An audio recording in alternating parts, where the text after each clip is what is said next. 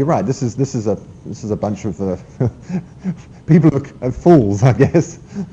Yeah. Hey, look, this stock's running away. It's going to go to 25 by the end of the week. Yeah, sure. Goldman you put it on the buy list, and the Goldman traders sell it. That's right. Yeah, they're probably up there to say, yeah, guys, you got to buy this, while we're selling it behind the scenes. Can you put a stock on the screen? Oh, look that. Yeah, we can do that later. Yeah, because otherwise I'll have to switch everything around. But yeah, we can certainly do that. Okay, so couple of other simple exhaustion signs. Rising channel breakdown. I'm sure we've all seen this a number of times. You've ridden a stock up. You've probably stayed in the position because there's a pretty good channel to the upside or the downside in place. It's figuring out when it gets out of that nice range and when it's time to break out. Because most times, you know what it's like when you're drawing trend lines and you're trying to figure out where you are. You're connecting the points together. Am I just trying to make everything fit for what my frame of mind says it should be? But in most channels, it's pretty obvious. When you see a channel to the upside or downside, if you're in a long position there, that channel's a pretty good frame of reference because you know that other guys are drawing the same thing. If they're along the stock, they're doing the same thing. Okay, I see it's pulled back to this channel here once or twice already. I can see on the upside it's done the same thing. I've got a decent looking channel in place. That's a good frame of reference for me to stay in the position while it's within that channel. But when it breaks out of the channel, often there's a pickup in volume is the clue that this channel is going to begin to break down. So for example, here's, Hewlett-Packard was just phenomenal in '09. I mean, this stock really, anytime you got into the position here, once you got into this nice tight channel up here, you could have actually drawn another channel line along here and just ridden this all the way up. The upper channel again, the upper channel I just tend to keep up there just as a reference point because, if you're in a long position already, if it breaks out of the channel on the upside, hey, that's fine. I'm happy with that.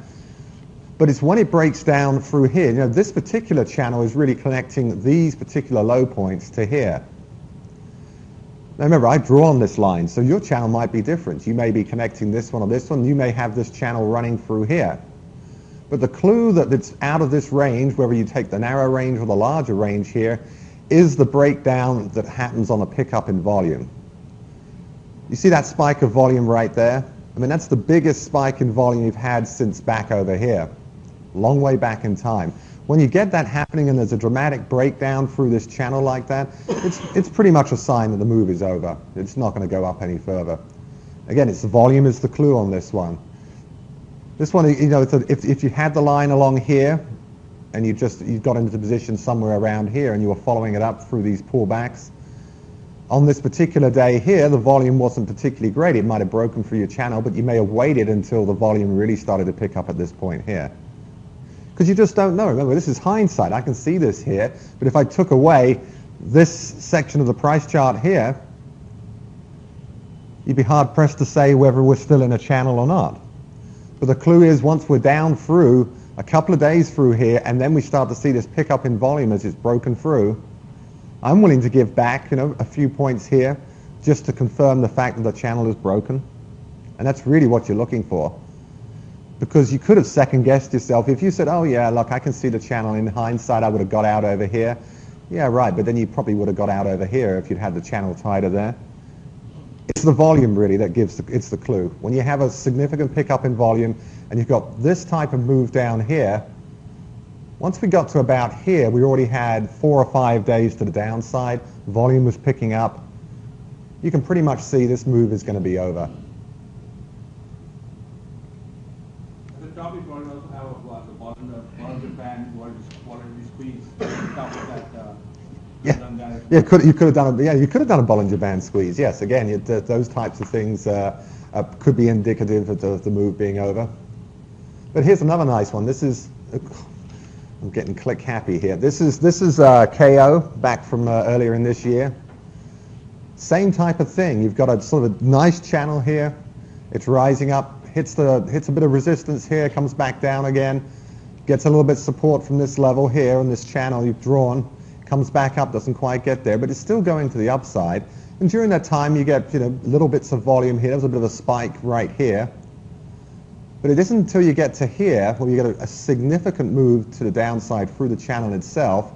And again, you got this nice pickup in volume right here. It's not as significant as some of these other spikes, but this spike here was up near the top. So this one behaved a little differently. But once you get out of a channel like that, and again, the volume is picked up, you know, this was interesting because the volume picked up right here, and it was right here where we had almost complete lack of volume. This is another one of those signs. We'll look at it a little bit later when the volume fades away like that. I mean, look how low the volume is there. Yeah, we know where this is. It's in December. But still, the volume, this is probably the lowest point in volume that we've had for almost a year on this stock. And that's happened right at the top of the move to the upside. So it's pretty much run out of steam. There's no more buyers out there. It's kind of reached that top level there. It's the highest level for a long time. Then it starts to pull back. There's not a lot of trade happening at that point. But once we start getting back down to this level here, we're starting to see a huge pickup in volume again. And it's a sign that this move is completely over. If you'd seen something like, if this had just been a standard volume at the peak of this particular move up in the channel here, it's just kind of a regular volume days, and it had continued that way, it could have got to the bottom of the band and just continued up, moving up again. But once you had this kind of fade out in volume at the top, followed by a pickup in volume as we started accelerating away from the peak, you know, this channel is no longer valid. You get out of that channel, the volume's broken through right here. You know, if you're in longs, you better be out of there pretty quickly. And you always get this kind of, you see this often. You get this, everybody sees these trend lines like this. I mean, look at this, look when it hit the channel right there. I mean, it's perfect.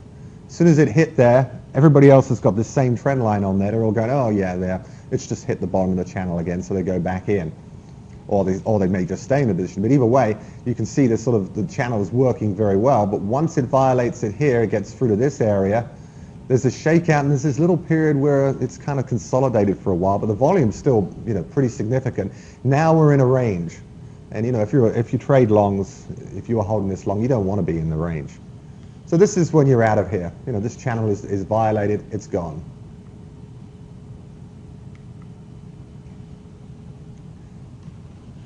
So any questions on channels? I mean, they're fairly straightforward. I think, as long as the volume picks up when it breaks through the channel. Again, channels mostly you draw yourself. We have a tool that draws channels for you, but again, it's computer code, so the channels can be a little bit goofy at times, trying to do that. This is one of those things where you draw your own channels, and I mean, everybody can see where that trend line was going up, right? Everybody